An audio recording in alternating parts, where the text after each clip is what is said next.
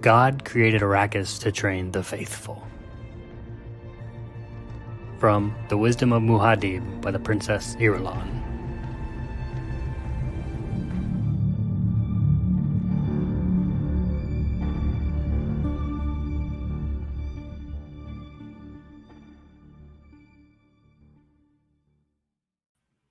Welcome to Reading Dune, a podcast where we read Dune by Frank Herbert and talk about it. If you're a Fremen or a first-time reader, this podcast is for you. My name is Caleb Pauls. And I am Evan Diaz. And together, we are going to read some Dune. Yes, we are. Yes, we are. All right, this quote. God created Arrakis to train the faithful. Thoughts, Evan? Makes a lot of sense to me.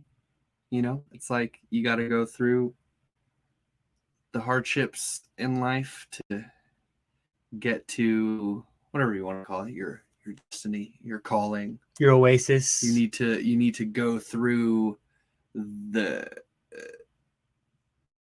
abrasive, difficult part of life to become the person you need to be able to do whatever it is you're destined to do. It's like, very, very philosophical and meta. I like it. To like jihad across the universe and just rampage and kill everybody? Okay, maybe not that. Must avoid that. At all costs. It must avoid it. But yeah, there is and I think this is obviously the wisdom of Muad'Dib that he's telling the Fremen then later that like this is the righteous cause. Like they were brought here to the worst place in the known universe to live, harder than Seleucus Secundus, where the Sardaukar come from. Right. And like we've seen Fremen in battle just absolutely decimate Sardaukar, right. Which the Sardaukar are feared among everybody in the Imperium. So little do they know that there is this band of people on this planet. Desert hardened Fremen. A desert power. Yes. All right. So usually at this point in time, we do a favorite part of Dune. Yeah. But instead, I'm going to read a live comment we got right now from Anna Van Loon. Anna Van Loon. If you are all caught up, you can catch us live on YouTube. You can. We try to record every Thursday off and on. It doesn't work sometimes because of life, but we try. And sometimes we press the wrong button and just an episode shows up out of nowhere. That's true.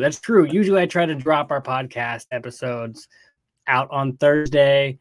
So like we record on Thursday and then that next episode drops next Thursday. So it's like usually a week late. But the last time when I was uploading the last episode, instead of hitting schedule, it just went straight to public. So y'all got back-to-back episodes. Bonus episode. So yes, we're trying to figure all this out. We're doing our best, okay? All right. Hi, Anna. She says, and I think this is just appropriate for this chapter, random thought from a Dune Bene Gesserit, since you call your friends Fremen, and we do. I just also first time reader and Fremen, the alliteration. Yeah. If you're not a fan of the word moist, this may not be the chapter for you. You true. There is a lot of moisture in this chapter. Okay, so Evan, what happened last time on Reading Dune? Last time on Reading Dune, we fought JAMIS. Yeah, right? In our own little arena. Paul duked it out with JAMIS. That was learned good. Some not intended, but much appreciated. The Duke duked it out with JAMIS and learned some Fremen culture along the way, and he shanked him, took him out. JAMIS is gone. Yep. His water is to be reclaimed. Yeah, so they took him to be reclaimed. Mm-hmm. And, Jessica and Stilgar kind of like put the fear of God into Paul, as every kind of parental figure would. Like, how's it feel to kill somebody? And so he's still kind of mourning that, maybe processing what's happening. He didn't want to kill JAMIS. He didn't want to get in the arena. Yeah. He has this prescient nexus around this moment that he's just kind of walked through. Yeah. I just feel really bad for Paul in this point in time. He just seems really confused. Right. Plus his mom threw that like trademark mom guilt trip. Just a little dash of like, feel bad about yourself. It's like, oh man, I feel bad about myself. Which sucks. And somehow the wild jihad is still pressing on Paul's memory. And that leaves us now into the chapter. So here we are, chapter 34. 34. Here we go. Let's dive in. In the stillness of the cavern, Jessica heard people moving. There were bird sounds, which she now knew were Stilgar's signals to his watchmen. The plastic hood seals were being removed from the cave's opening, revealing the evening shadows on the basin below as the sun set. Beautiful. Absolutely gorgeous. Yeah. Thank you. That was good. Way to go, Frank Herbert. The Fremen started tightening up their still suits as the cave was being opened, because moisture, they got to make sure they keep all of that goodness inside their bodies. The second somebody starts opening, they're like, oh, make sure my tubes are all right. All right. Jessica knew eventually her trained awareness would calibrate to give her the same awareness the Fremen had. I just love the pretentiousness in Jessica. Like, eventually my body will figure it out. The ability to sense even the slightest change in air moisture. Deep within the cave, someone started chanting. Jessica understood that the funeral ceremony for JAMIS had started. Ooh. She looks back out at the Arrakis sunset, how the colors reflected in the sky, and the shadows started appearing across the rocks and the dunes. She could still feel the heat, and her mind flashes back to Caladan. How on Caladan the wind was heavy with dampness. But now the wind seared any exposed skin, and the new nose plugs were starting to feel uncomfortable. As they would. I still don't know like exactly what they would look like, but just like having something up your nose all the time, that would. And there's a callus that starts to form right here that's like Fremen, so there's something on your lip. It's like constant irritation until it forms. The suit was weird, tubes everywhere, and the suit itself was like a sweat box. Right. Because again, it's trying to keep all the moisture in, so it's just sweating it out of you. Which I can understand why they only travel at night now. Yeah. Ugh. Stilgar had once told her how the still suit would be more comfortable when she lowered her the water content in her body. Right. She knew all this in her head, but it still didn't make the present moment any less uncomfortable. Everything here on Dune was obsessed with water. Or more accurately, it was even more subtle than that. Everything here was obsessed with, here it is just for you, Anna, moisture. Moisture. Jessica heard the footsteps and turned to see Paul coming toward her, with Chani at his elbow.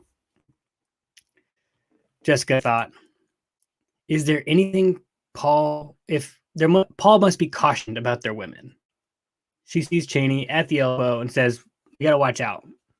One of those desert women would not do as a wife, especially to a duke. As a concubine, yes, but not as a wife. And Paul's just like, Mom. Well, yeah, Jessica thinks all this. And but yes, that's the tone that he comes up with. But it's funny how Jessica thinks this because she herself is a concubine. Right. So I don't know. There's still in the book it says that she wondered to herself, have I been infected with his schemes? Yeah. Who's she talking about? Who's the his? Leto? I don't think so. Some people may say that, right? But Leto really always wanted to marry Jessica, but didn't because of like ducal feudal norms, and like he's trying to marry into power and yada yada yada yada. She thinks it through her conditioning, right? Her conditioning has taught her to think of marital needs of royalty without once weighing her own needs, her own concubinage. But yet she thinks to herself, but it's okay. I was more than a concubine. Okay. So who's the his? Who is the his? I don't know. Paul? I mean, or the Emperor? Like, I immediately thought it was Leto. So, like, I mean, she's thinking about Paul's needs first and foremost, and she's trying to put Paul in, like, restore his ducal status. Right? She's going to try to use the Fremen to get back his dukedom. Right. But even Paul says, like, he's gunning to be emperor, or at least he sees that in, like, his future. Yeah. Definitely think of his political gain. And I think there's like we see in the Duneverse, that's the Dune universe. Oh wow. Really? Yeah, that's what that is. There's the patriarchy system and the matriarchies. So like the Bene Gesserit is an all-female led society who then supports or comes under the patriarchal side, which is the emperor and the dukes and the chome and all that crap.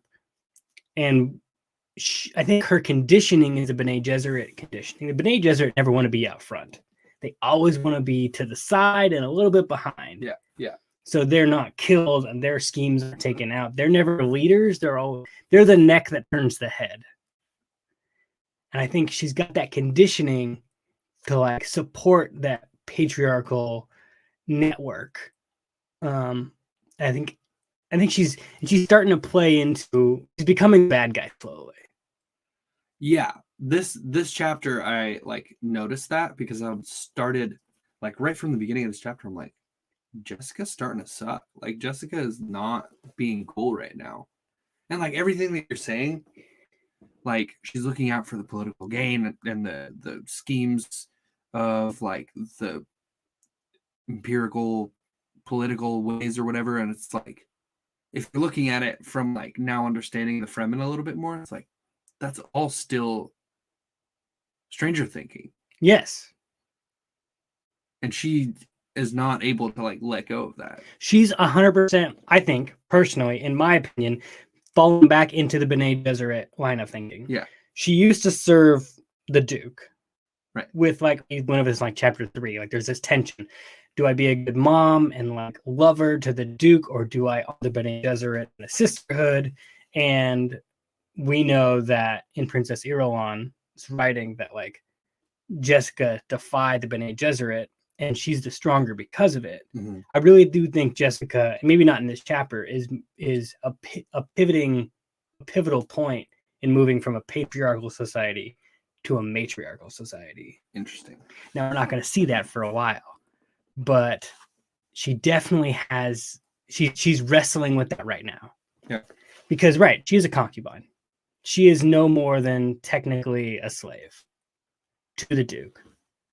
But yet she loved him and fought for him. She called herself like the mother of the people of Caladan. Right. So there's this dueling, opposing views in her head that she's wrestling with. Mm. So yeah. Who is his? I don't know. If you have a better idea, email us at readingdune@gmail.com or yell at me at Twitter at readingdune. Yeah. Back to the show. Paul comes up. Mother, do you know what they're doing back there? As they've probably taken Jamis's body, put it in the like distillery and smushed him. I picture them just like a juicer. You just spin them and all the juice comes out. She looked at him. I think so. Chani showed me, Paul replied, because I'm supposed to see it and give my permission for the weighing of the water. Jessica looked at Chani. Chani said, they're recovering Jamis's water. It's the rule. The flesh belongs to the person, but the water belongs to the tribe, except in the combat. They say the water's mine. This is mine. I don't want this. I don't want it. You just shamed me for killing somebody. I don't want to remember that constantly. Definitely don't want to drink them. Ooh, right. Stranger thinking. Yeah. Jessica all of a sudden became alert and cautious, but she doesn't know why. Combat belongs to the winner, Chani said, because you fight without still suits. So technically in battle, you would maybe like lose some blood, and so you would need to like get some of that water back, for like a net equal. But I mean, Paul didn't have a scratch on him in this Messiah-like way. Right. I mean, he maybe got a little sweaty. but probably not. He was just like doing really slow moves. But I don't want his water, Paul said, still trying to resolve how he feels about this whole thing. Well, he's also feeling parts of many images moving simultaneously, fragmenting in a way he can't understand. He didn't know what to do in this moment. But he knew that he didn't want the water from Jamis's flesh. A constant reminder of his first murder. Right. Like the situation isn't like complicated and messed up enough. You know, Yeah, it's not like, by the way, you're going to take the guy you killed, you're going to take his water for yourself and everything he has. But also, Paul is still trying to like swim in this nexus in his brain, right, of like trying to figure all this stuff out. Oh my gosh, my words. Sorry. Jessica's consciousness stuck to one word: water. The Bene Gesserit axiom ran through Jessica's mind.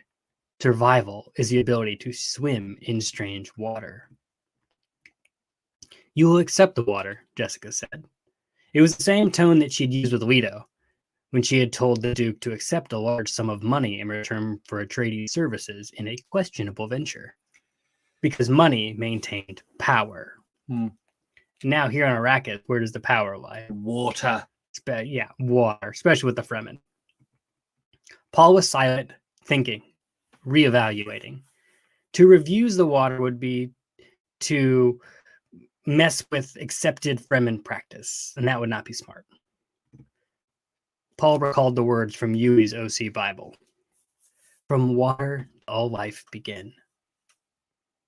I'm really glad he read Yui's OC Bible on the trip over, because he's been using it a lot. Right. At random moments. Jessica looks at him. Where did you get that from? He hasn't studied the ancient mysteries. Like, she's very confused. Chani knows exactly what's happening. Thus it is spoken. It is written in Shainama, the water was first of all things created. And I feel like Paul and Jessica just look at each other like, what's happening? Like, it happened again. We don't know what's happening, but a Fremen we said something and they take it like in a religious way and it just moves forward. Okay. What are we doing with homegirl's name here? What do you think it is? I thought it was Chani. Chani? Chani? Chani? Definitely the last one you said. Yeah. Chani.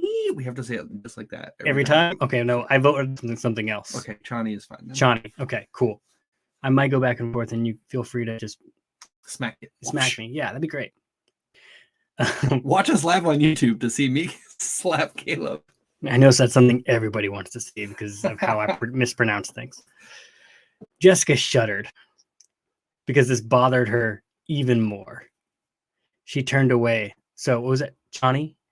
Chani. And Paul couldn't see her confusion. Stilgar's voice ran throughout the cavern. It is time. Jamis's weapon has been killed. You know what that means? The crysknife. Yeah. They dissolved it somehow. Oh, they dissolved it. They just like broke it off and threw it. Maybe they broke it off and threw it, but somehow in my mind, dissolve is what pops up. I don't know if that's for certain though.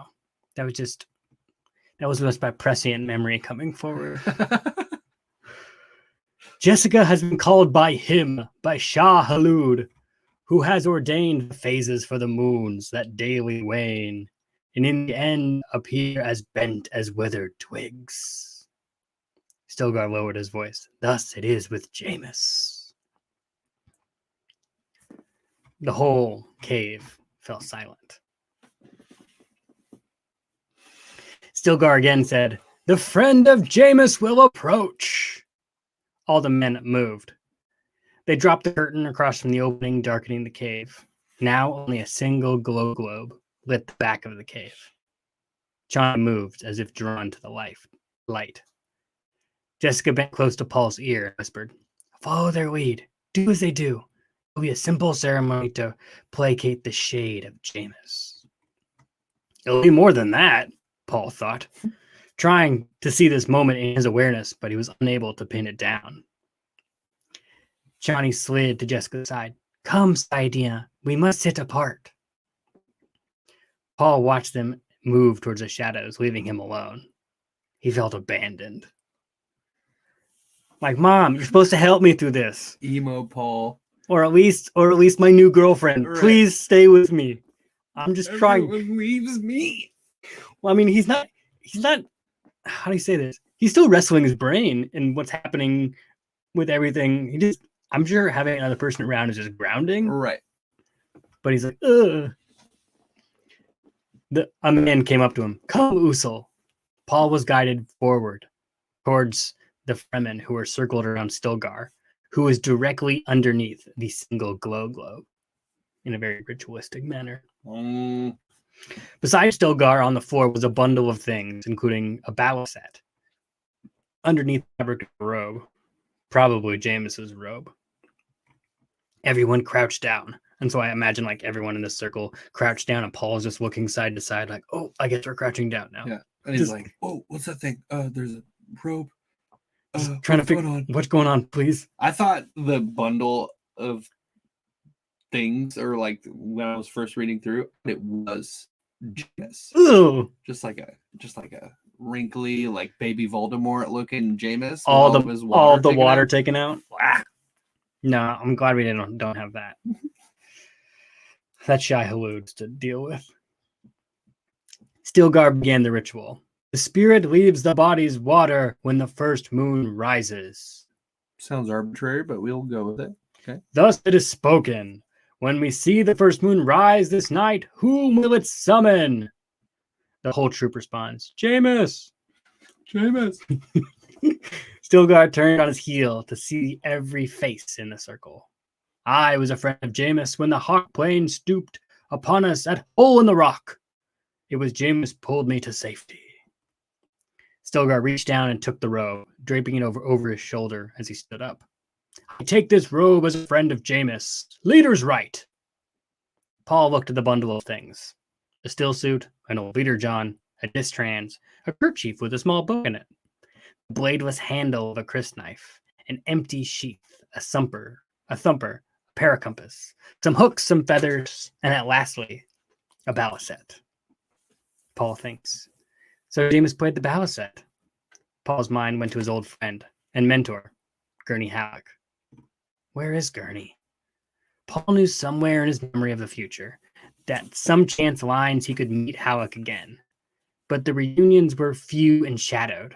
Plus, his prescient vision hadn't been that reliable of late. Paul thought to himself, does it mean that something I will do, something I may do, could destroy Gurney or bring him back to life? Or, Paul swallowed, shook his head, and tried to focus on what was happening right in front of him.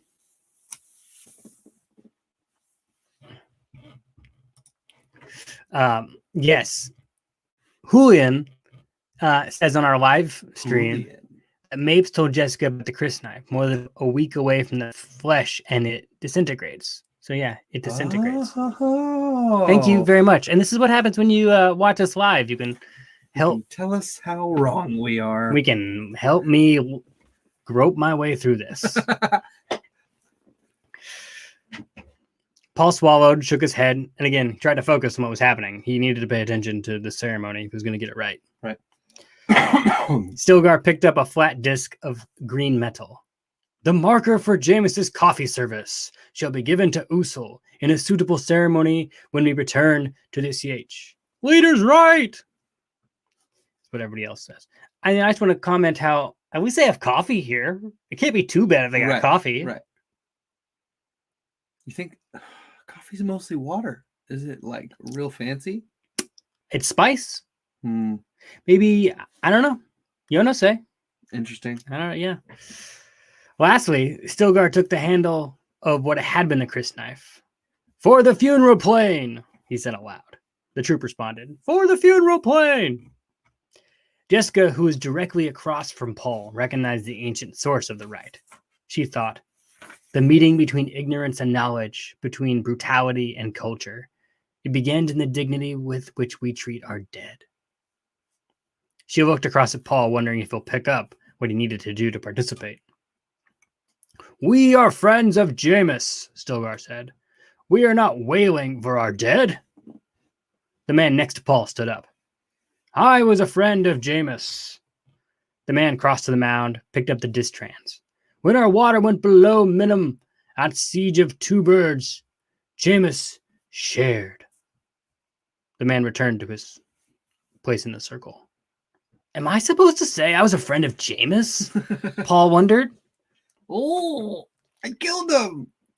No. Am I supposed to take something from the pile? He looked around at the expectant faces, looking at him. They do expect me to do something. He thinks. Another man got up and approached Jamis's things. He picked up the paracompass.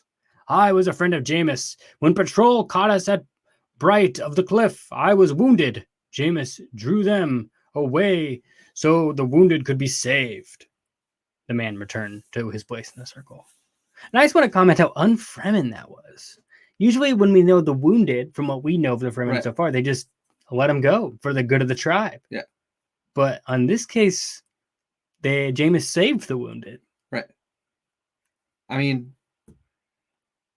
we've seen them like look at stranger things and be like amazed and be like, wow, that's amazing. That's so cool that you did that, you know? Mm-hmm. So maybe Jamis just had a moment of like chutzpah and righteousness and was like, no, my friends aren't dying. We're not doing this. So he do you still think heroically or whatever? Do you still think JAMIS is a bad guy? After going through this chapter, still feel like you're like anti-JAMIS? He's an idiot? I think he was definitely being a bad guy before, but like all these things had to happen to for the set myth everything in motion for the myth to take place. Yeah. So the man returned to the circle, and again everyone in the circle was looking at, guess who? Paul. Dude, do something. Come on. Paul looked down at the floor. The man next to him nudged him and whispered, would you bring the destruction on us? Paul could see another person getting up to approach the pile of Jamis's things. He looked up to see his mother. Uh-oh. Mom's doing something. She reached down to pick up Jamis's old kerchief. I was a friend of JAMIS, she says.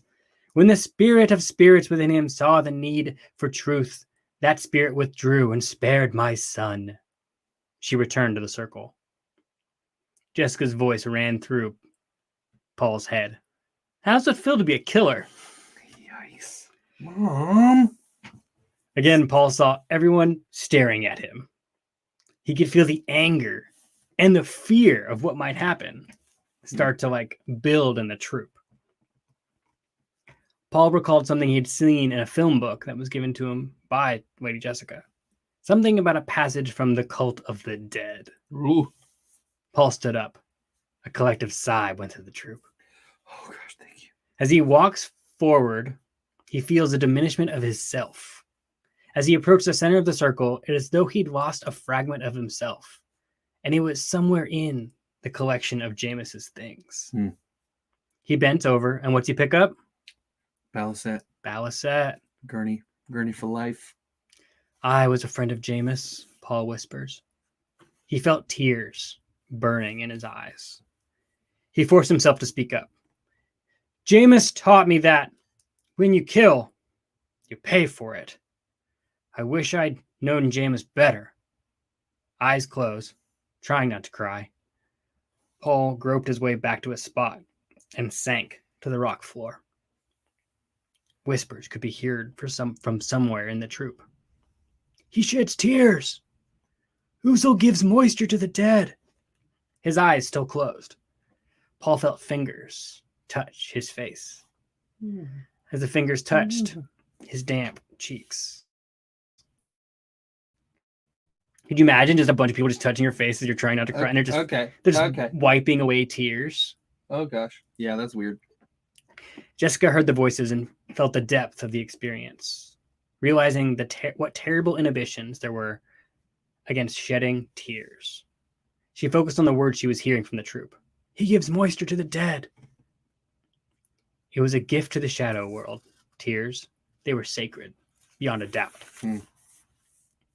It wasn't until this moment, right here, that Jessica understood the importance of water on the planet. Right. It's like tears, even like tears are that's crazy. That's got to be a. It wasn't the economy of water sellers in the tribes, Right, or in the cities, right, that were like selling off water to support their families. It wasn't the dried skin of the natives, right? Like Mapes was completely a raisin, pretty much. It wasn't the still suits they used or the rules about water discipline. Here on Dune, there was a substance more precious than all others. It was life itself, intertwined all around with symbolism and ritual. Water. man. I touched his cheek, someone whispered. I felt the gift, another said. It's the feeling of people touching his face frightened Paul. Paul was still clutching the cold handle of the balisette, feeling the strings in his palms. He's like clutching it really hard, like feeling everything. When he opened his eyes, he saw the faces around him of the Fremen, eyes wide and in wonder. Eventually, the hands withdrew and the funeral ritual continued. Yeah, that's like a sacred moment that just happened. That's like you're building into the mythos of Muad'Dib, Right. who sheds tears for the dead. Who is this person who fights without, who makes a mockery of anyone who fights him, and then cries for them? Man, yeah. And Paul's just living life. He's just like trying to make it through the day. He's literally just trying to be present in the moment. He's like the future is like beckoning him. Some terrible purpose is trying to rise from within him. He's trying not to die every single moment, and mom is shaming him at every turn. And he keeps like having these moments where like the actions he takes just trying to make it are like, and not to mention the girl of his dreams is right there. Like he's going through some shit right now. I'm amazed he keeps it together. I would cry too, just from all that stress. Right. But now everyone was giving Paul space in respectful isolation. Cool. Almost in reverence. A low chant starts from the group. Full moon calls thee. Shai-Hulud shout thou see. Red the night, dusky sky. Bloody death dith thou die. We pray to a moon, she is round. Luck with us when then abound. What we seek for shall be found in the land of solid ground. I like the land of solid ground because it's not sand. Right. Sand is not solid. Right. It's constantly moving. Yeah. That's what they're trying to make, right? They're trying to make the land solid ground. Trying to make a habitable planet. And with that, the ceremony ended. Stilgar crouched down to a bulging sack that was at his feet. Chani was right there at his elbow. Is it Chani? Chani. Okay, Chani. I just make sure I get that right.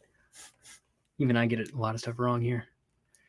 JAMIS carried 33 liters and 7 and 33 seconds drachins of the tribe's water, Chani said. I bless it now in the presence of a Sayadina. This is the water. Ficinti fallacy of Paul Muad'Dib.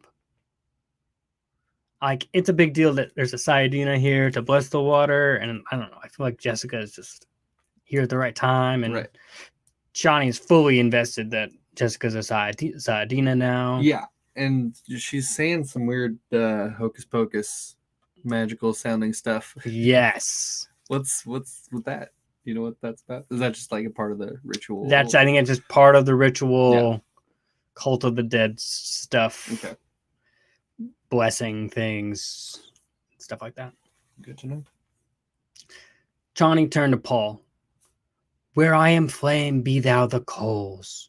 Where I am dew, be thou the water. By Allah, Khalifa, the troop responded. To Paul Muad'Dib goes this portion. May he guard it for the tribe, preserving it against careless loss. May he be generous in time of need. May he pass it on in his time for the good of the tribe. Bala Allah Khalifa, the troop responded. Slowly, Paul stood up, walking to Chani. I like how this says, like, may he pass it on in time for the good of the tribe. Like, you're collecting, like, with the hope that you don't use all the water, that you are collecting generational wealth. Like, because the tribe and the people have a goal of turning Arrakis into a paradise, which will only happen through generations. So your life preserved, you trying to use as little water as possible so you can preserve and carry it on so that the mission can be completed. I just thought that was interesting. Yeah, that's cool. All right. Stilgar reached out and takes the balisette from Paul's hand and then took a step away, leaving Paul and Chani in the circle. Kneel, Chani said. Paul knelt. Chani kneeled down with Paul, taking his hands and placing it on the water bag. With this water the tribe entrusts thee, she said. JAMIS is gone from it. Take it in peace.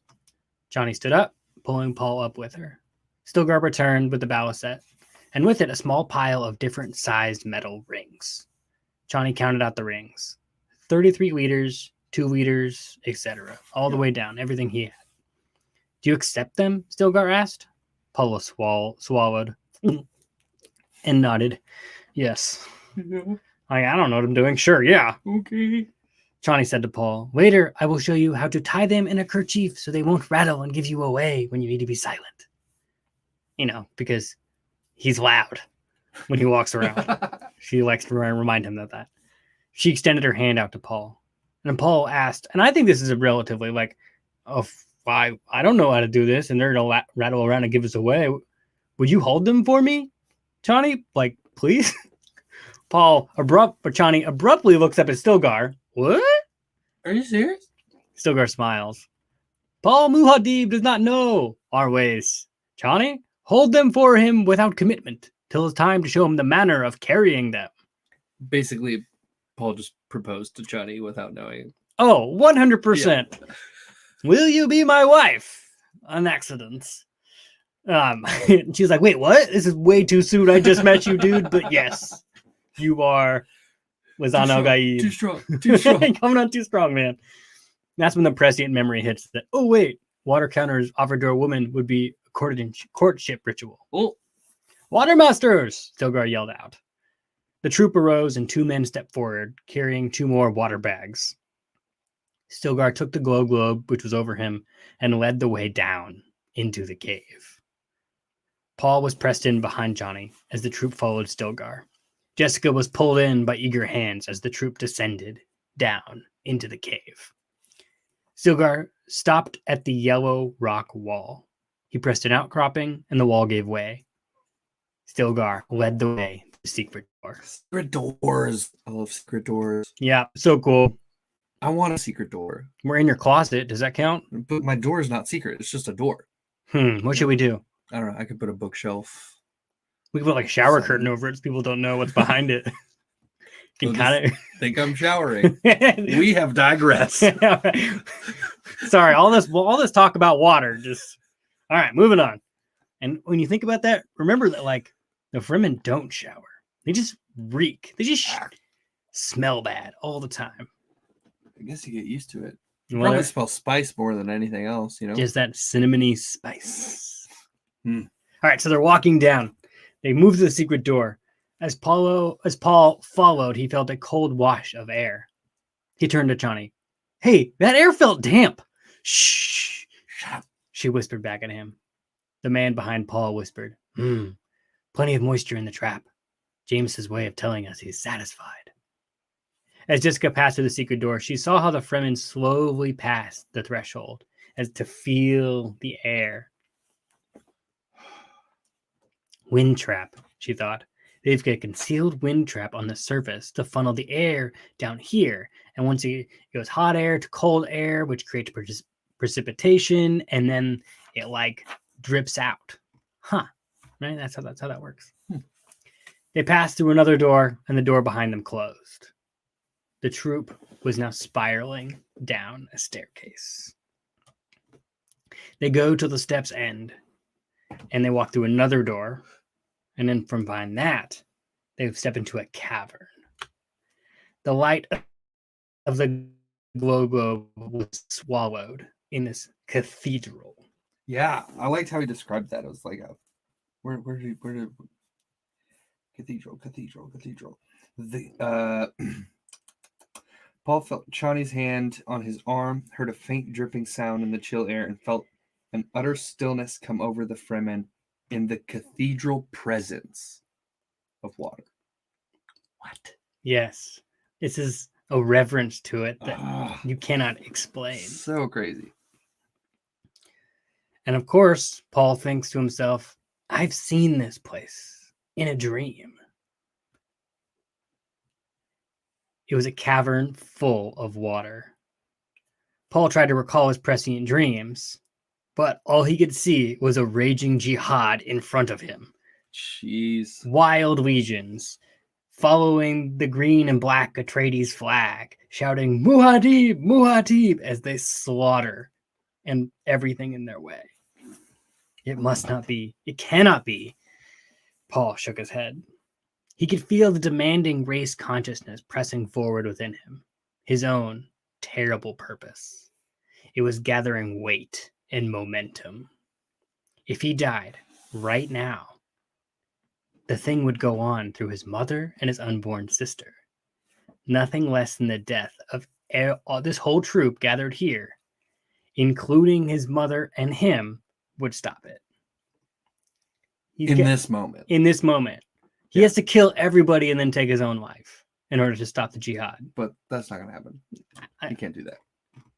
I don't think right now there's a, let's see, like he talks about in this moment that he feels like there's something he needs to do, but he's like stuck. He's like still in this moment. Like he can't move. Right. Everything is happening around him. Right. I think he's obviously probably going to do this, but he needs to get it together. He's got to pull it together fast. He's got to figure this stuff out because he's like, I've been here before.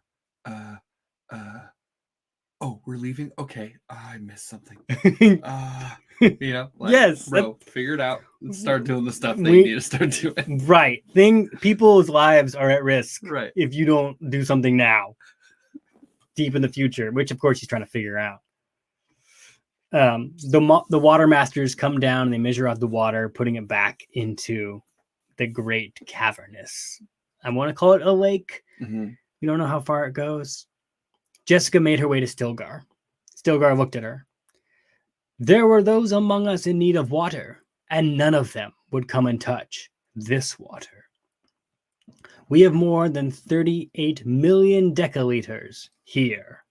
Decaliters. Walled off from the little makers, hidden and preserved. We have thousands of catches like these, and only a few of us know them all. Which I think when you look back when we first get to Arrakis, we learn about the Fremen, they're like, we don't know how many there is. There's this like non-civilized group of people. Water is kind of scarce. We have water. We're in like the capital. We don't have to worry about it. Everybody else worries about it. The Fremen definitely worry about it, but they have a lot of water stored up, which I think is really cool. Yeah. It has been calculated with precision, he whispered. Pretty much like to everyone, to the lake, in a ritualistic like chanting now. We know within 1 million decaliters how much we need to change the face of Arrakis. Bala al-Khalifa, the troop responded. We shall trap the dunes. We will tie the water into the soil with trees and undergrowth. We shall make a home world of Arrakis, with lakes and temperate zones, and the deep desert for the maker and his spice. Bala al-Khalifa, the troop responded. And no man will ever again shall want for water. Bala al-Khalifa! Jessica felt the religious ritual in the words.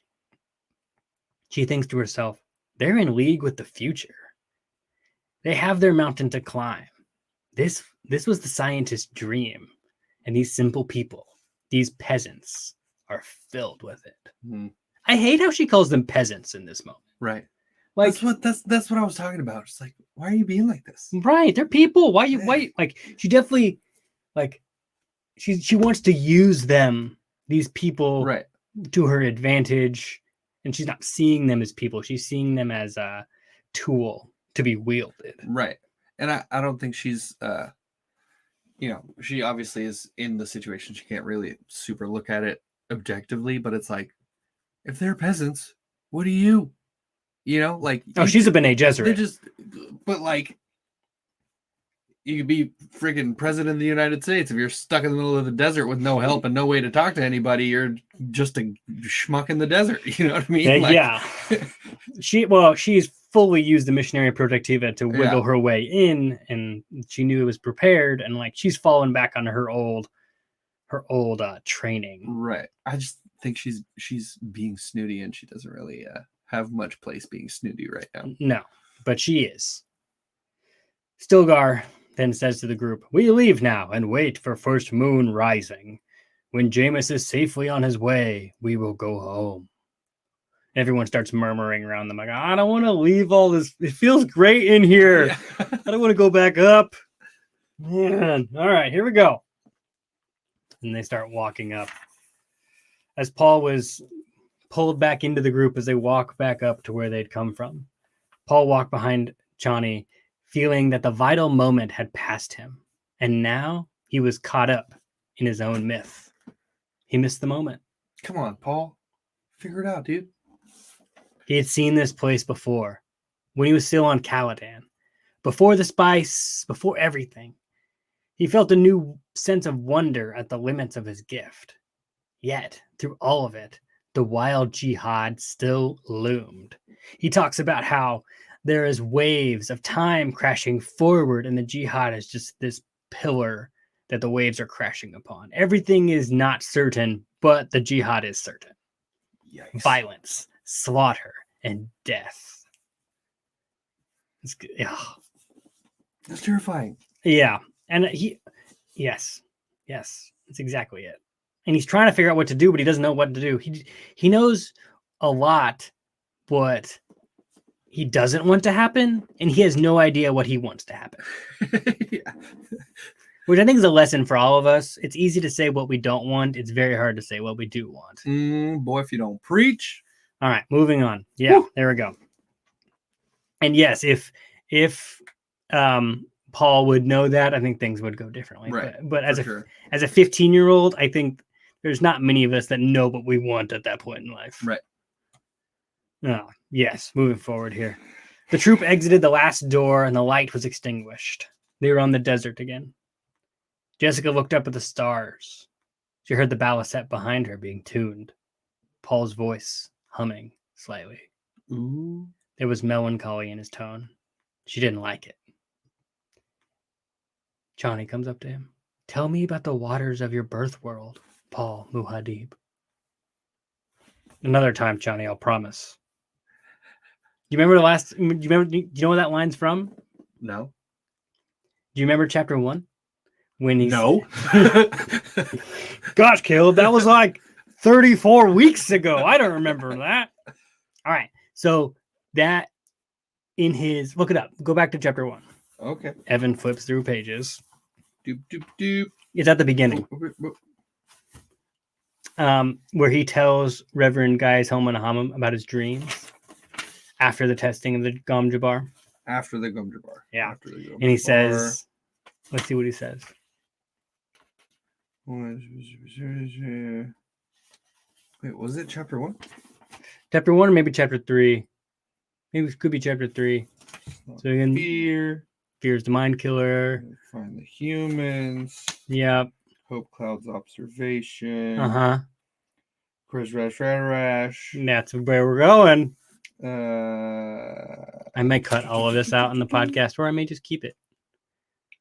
Sorry, I'm not good at finding all the things. Yeah, go to chapter 3. Okay. Not the Harkonnen chapter. Oh, yeah. Ugh. Baron Harkonnen, yuck.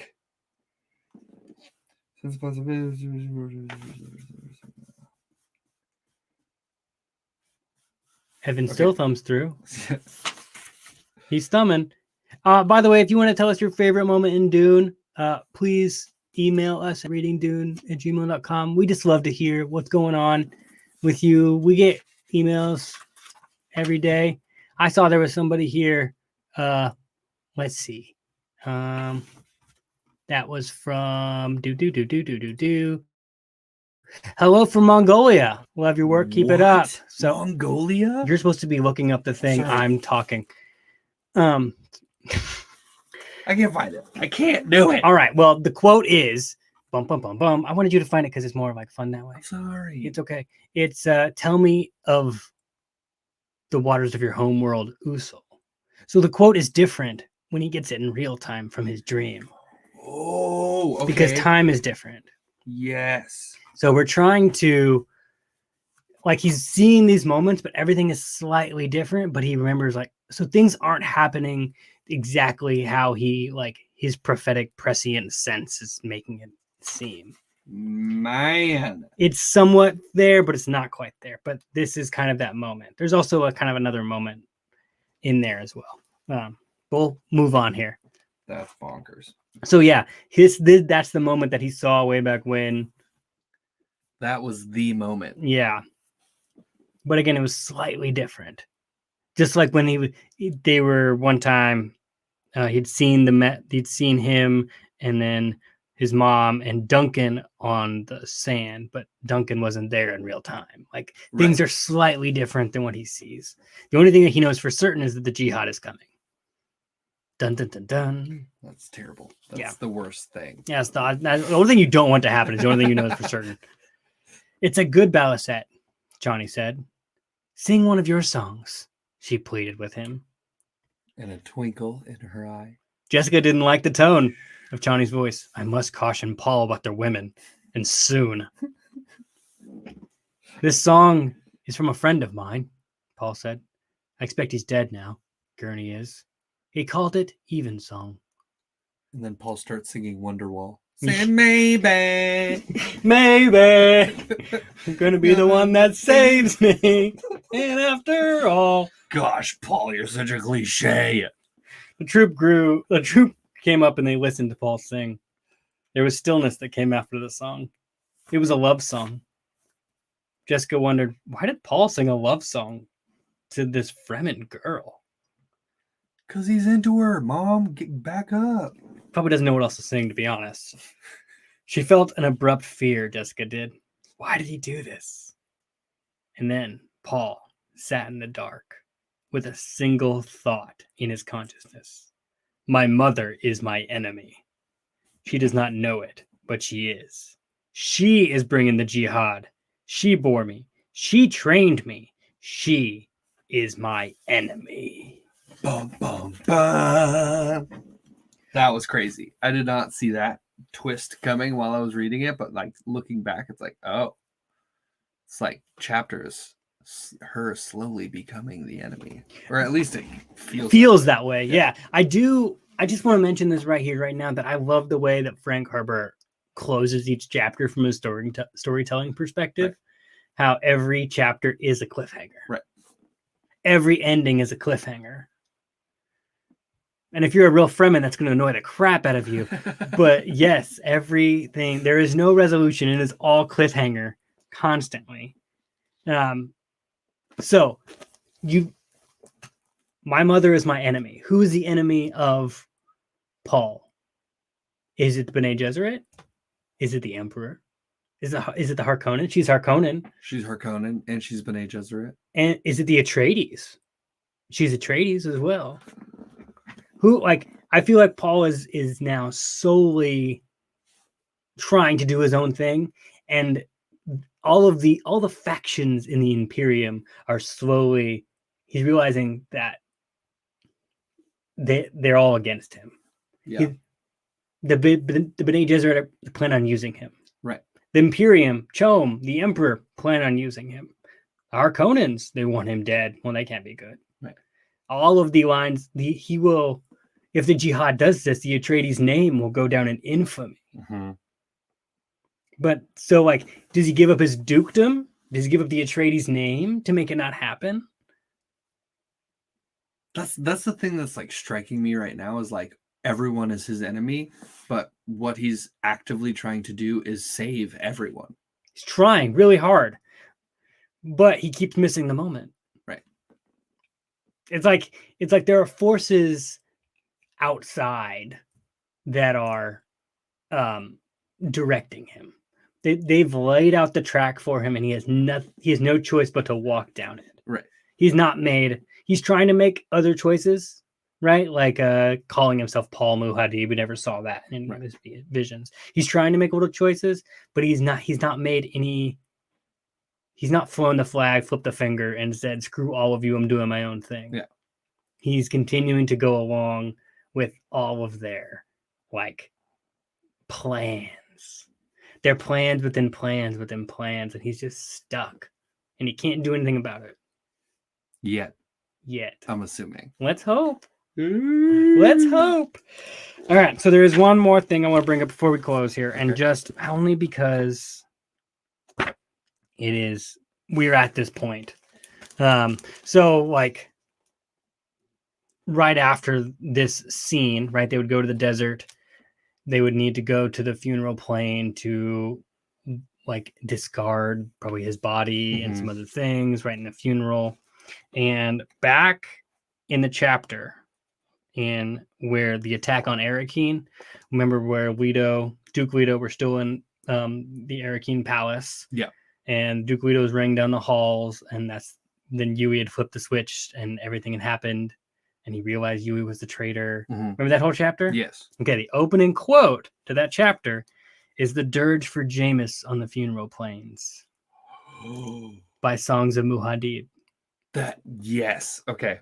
All right. So this would be the song that was probably played. He has a balisette in his hand right now, so he can sing a song. He's got everything he needs to write music.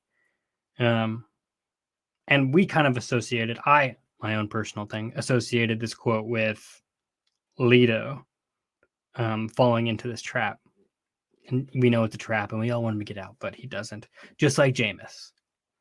And so the song goes like this. Do you wrestle with dreams? Do you contend with shadows? Do you move in a kind of sleep? Time has slipped away. Your life is stolen. You tarried with trifles, victim of your own folly.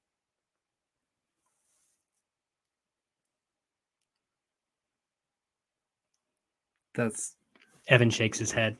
That's too much. That makes me sad. Yeah. So that's it. That's when that basically saying when you are stuck on somebody else's track, when you wrestle with things but you can't control, do you move in a kind of sleep, right? You're just moving through the thing. Time has slipped away. We saw time slip away in this chapter with Paul. He missed the moment. Right. Victim of your folly, you tarried with trifles. Maybe that's prescient of what's about to happen to Paul, but I don't know. I just want to bring all the parallels back to the Duke's life, back to JAMIS, and back to Paul, and what is going to happen. What is going to happen? Find out next week on Reading Dune. Dun, dun, dun, dun, dun, dun, dun. Well, anyways, we want to know what, again, your favorite moments are. Please hit us up on Twitter. I got to pull up the little banner here. Twitter. Reading Dune. Email us at readingdune@gmail.com. I got a really cool email the other day talking about how wind traps are actually a thing and are actually used here on Earth. I'll share that on Twitter. Nice. Yeah, they're currently being used. So, because again, Frank Herbert researched it like this for 6 years before he like actually published and did stuff. So, as always, please stay spicy, and we will see you next time. Peace.